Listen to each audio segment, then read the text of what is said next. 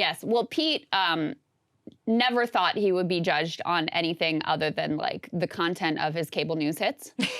For real. And I mean, that's why he wanted this job. He thought he could, as Secretary of Transportation, he thought he could just like fly around, ribbon cutting ceremonies, you know, get all the glory, dole out the cash. And never how hard can it be?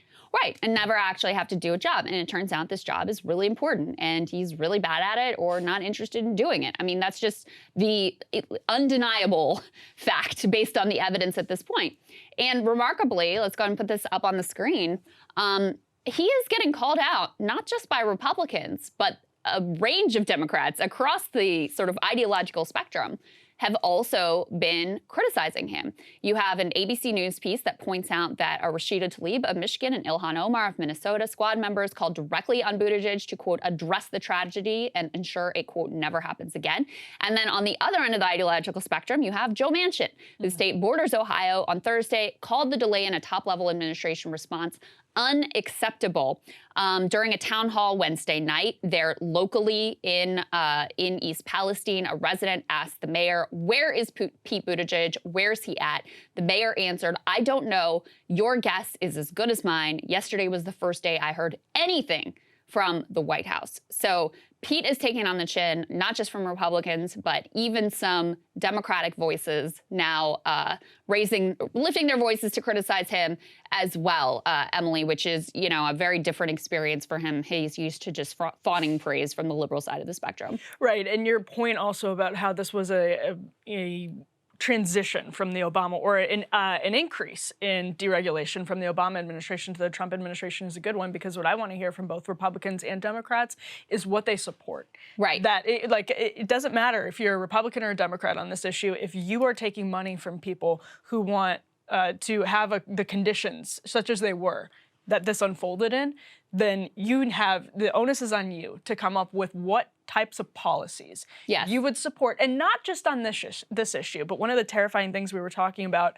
on last week's Counterpoints with the real worker from Ohio was, where else is this happening? What else should we be terrified about? Because it's happening beneath the surface. Because there hasn't been a crisis or a disaster yet. That's right. So what do you support that's actually going to prevent this? And who are you taking money from that doesn't want you to go there? Yeah, and I think a critical piece of this, going back to the J.D. Vance, Marco Rubio letter about the staffing on these trains, is you got to listen to the workers who are involved in this stuff. I mean, they have been warning about exactly this kind of disaster. And so you go back and you're like, you know, maybe if we listen to the people who were closest there on the ground, who actually know what's going on, we could have prevented all of this instead of just consistently siding with industry, administration after administration. Pete has, it's interesting, David Serrata has been tracking this really closely over at Lever News. So his initial response was basically like, oh, we really, you know, I'd love to do something, but we really can't. Our hands are tied. Like, there's not very much I can do as Secretary of Transportation, which learned helplessness is like the, you know, a core Democratic competency. This is one thing they're really good at, is pretending that they can't do anything. They learn it at McKinsey, then they take it into government, and it's really, really good for the people who are McKinsey's clients. That's right. That's right. So let's put that up on the screen. He was initially saying, oh, he's powerless, blah, blah, blah. But now they are getting in the game here as they're facing bipartisan criticism. The White House has put out a statement saying the Department of Transportation is developing a notice of proposed rulemaking that will require railroads to provide real-time information on the contents of tank cars to authorize emergency response officials responding to or investigating an incident involving the transportation of hazardous materials by rail. So this is not everything we would want, but just some increased transparency around what exactly is on these trains. And just breaking yesterday, Pete has now sent a strongly worded letter to Norfolk Southern, which of course is the company that was running this train. Let's put this up on the screen.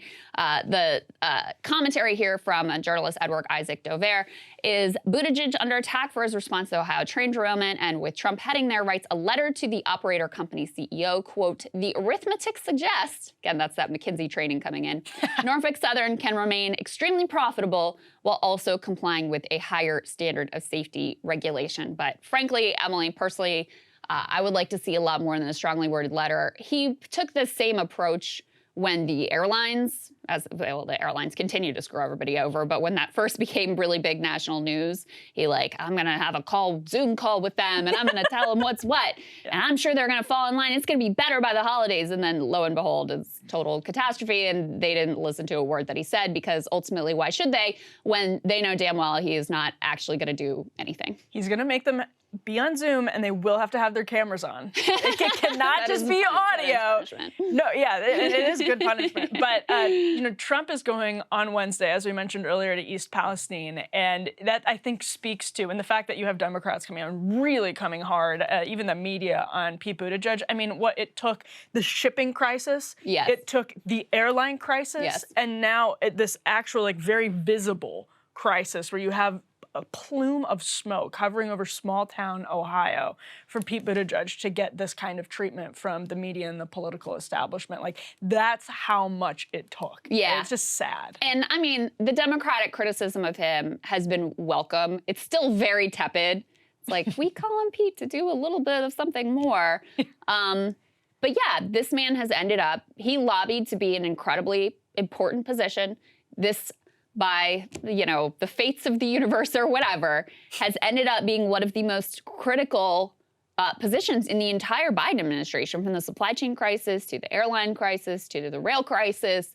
And he has proven himself to be either unable or unwilling to do the job in a way that has become undeniable, even for some of his allies in the Democratic Party and the liberal press. So remarkable. Good luck, Pete, with your next presidential campaign that you thought you were building up to here. Hey guys, ready or not, 2024 is fully upon us now, and Soccer and I have been brainstorming ways that we can really up our game for this critical election. Yeah, we rely on our premium subs to expand our coverage, to add staff, to upgrade the studio. We just want to give you the best independent coverage of this election, which is possible. So if you can help us out, become a premium subscriber today, breakingpoints.com, or the link is down here in the description video. It really means the world to us, and if you like what we're all about, this is the best possible way to keep us 100% independent, working only for you.